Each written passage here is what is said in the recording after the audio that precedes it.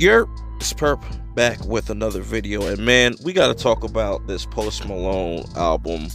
It's called 12 Carat Toothache, and before we get into this track list and just my thoughts and what I feel about this album and how I feel about Post Malone as it stands right now, I think this is probably like his fourth album or something like that, fourth or fifth album. I did like his last release, which was like Hollywood Bleeding. I thought that was really a solid project from Post Malone. So I was really looking forward to seeing what he got coming next as far as the albums come.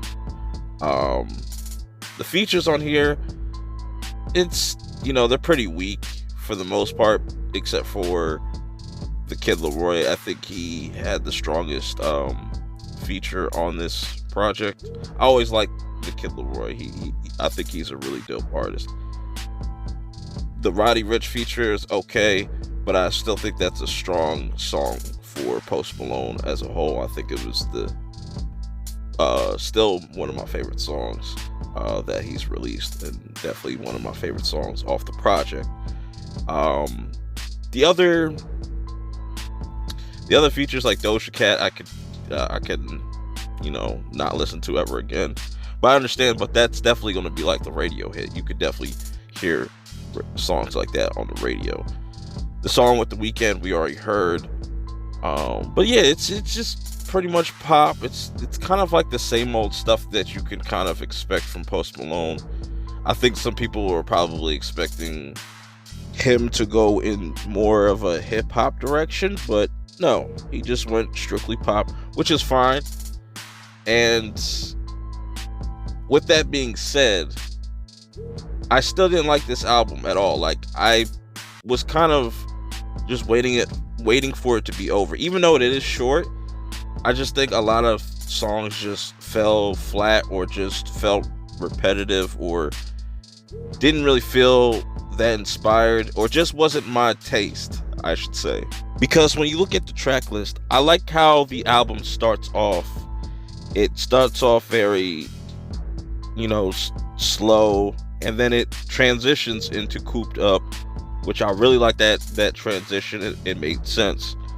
And then the album just, for me, takes a nosedive as you get to track 3, Lemon Trees, and then Wrap It Around Your Finger. Even though it's very corny, it's still catchy. It just wasn't hitting for me. Then you get to the Doja Cat and Gunna songs. It just feels more of the same. And then Insane was just completely bad. The Love-Hate Letter to Alcohol could have been cool, but it just didn't really hit for me. Like I said, the Kid Laroi track, Wasting Angels, was really solid. I think it was one of the better tracks on this album.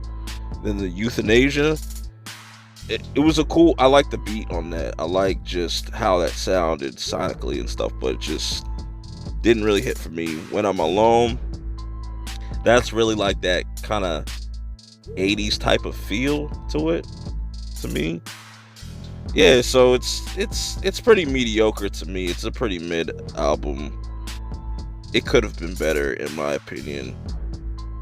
That's just me. I'm curious to hear y'all thoughts about it. Are you a Post Malone fan? Have you been liking his recent releases? Is this one of his best albums? Am I tripping? Or, do you think this is one of his better albums? Or is it trash? Let me know in the comments below.